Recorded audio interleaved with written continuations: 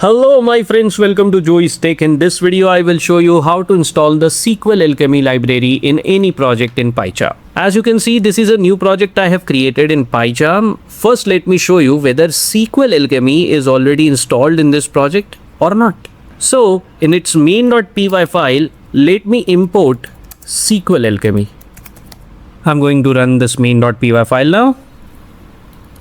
And there you go, it says module not found error. No module named SQLAlchemy. So let's install SQLAlchemy. One way to install it is to simply click on this label which says install package, but I'll tell you a better and more efficient way to do it. Come to the left side of the Pycharm screen where you see these icons. Hover over the third icon which says Python packages and then click on it. You will see this interface of Python packages. In the search bar, just type SQLAlchemy.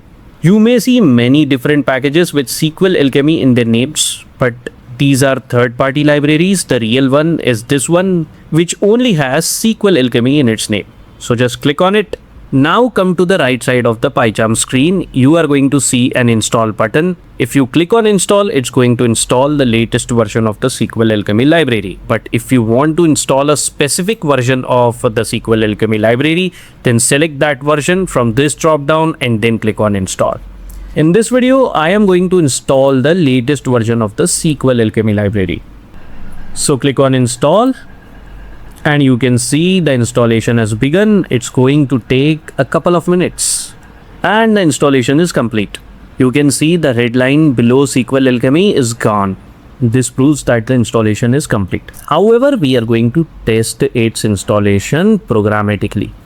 So what I'm going to do, I'm going to go inside the print_hi function and I am going to write print within its brackets.